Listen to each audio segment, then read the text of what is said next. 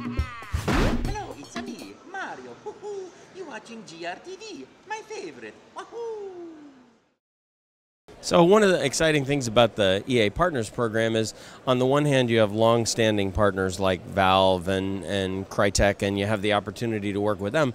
But then it's always exciting to sign a new partner, like we've signed Bulletstorm with Epic, and you get an opportunity to work with a new partner, find out what they're like, see how their game-making process goes.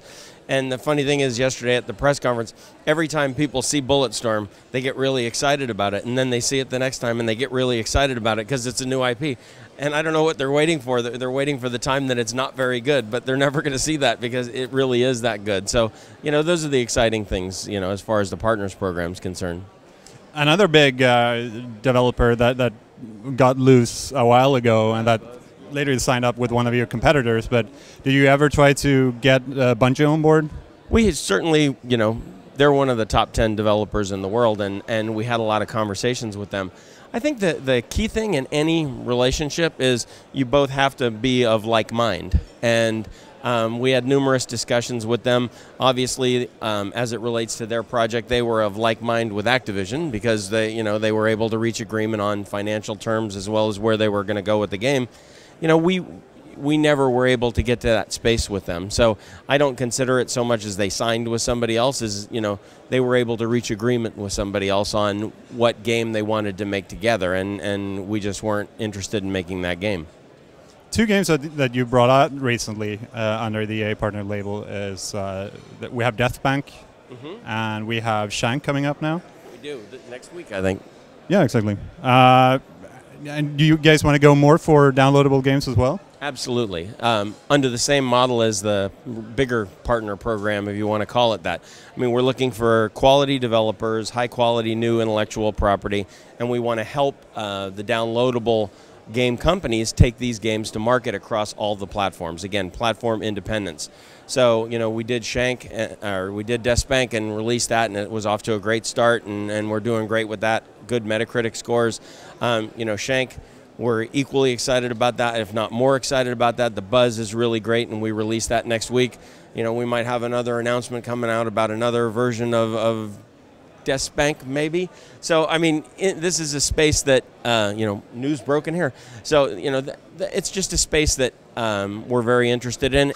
But again, using the same kind of model, highest quality developers, and then release something that the public's going to be really excited about. Insomniac? Fantastic developer, and when people first get to see that game, they're going to be really excited about that. In working with Insomniac, they're incredibly collaborative, they're highly creative, and what they're working on is kind of in their niche, but it's something that's new at the same time, so it'll feel comfortable, but it's also highly innovative in its ideas. And I would say, of all the partners we have, they are one of the most appropriately processed organizations that we've worked with. Really mature team, and very collaborative. How do they have time to do everything though at Insomniac? They have recently, we have Ratchet & Clank, and we have a new Resistance coming out as well. They're a big studio, and and they're a studio that doesn't just have one great team. They've got multiple great teams, and and that's how they could achieve it. Same process, multiple teams following the same process gets them that same high quality every time. I mean, for a long time, 90 rated games every single time. Do you think that this more open publishing deals that you offer studios, do you think that's something we'll see more of in the future? We had a lot of talk about that when the entire Infinity Ward Activision split happened. A lot of people were talking about EA Partners and that kind of business model. Do you think that's something we'll see more in the future especially from, as you were talking about, high success studios? Well, it's all about leverage, right? There's not that many creators, like Vince and Jason, who have the ability, although their situation was one where they got fired, but I mean, there aren't that many people that have the leverage to approach a publisher and say, hey, we're so good at what we do, we want to spin something out and start something up. Not like Jason and Vince that got fired, but others who would approach things with that model. But we're always open to having those kind of discussions. I mean, obviously people who have achieved that level of success have leverage to have those kind of discussions. I don't know if it's an overall industry trend to do that, because there's quite a bit of risk associated with that as well. You're in a comfortable spot, you're working for a large publisher, and all of a sudden you decide, well, gee, I think I'm going to, just leave the publisher that I've worked with, maybe grew up with, maybe learned how to do this with, and I'm going to just go ahead and start my own thing and sign an independent deal. I'm going to start a studio. I'm going to go find space. I'm going to get furniture. I mean, there's a lot of things that large publishing organizations take care of for the creators, and being independent isn't for everybody. But once people are independent, or the ones that kind of grew up independent, Valve, etc., they do get fiercely independent and want to stay that way. So I don't think it's a big trend in that direction, but I think you'll see more of it in the future.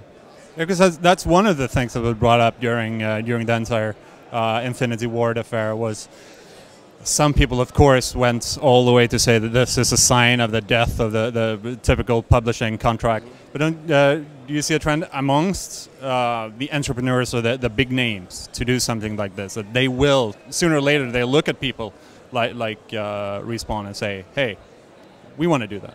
Yeah, I certainly think a lot of people are going to want to do that. But there's a big gap between I want to do it and I'm good enough to do it.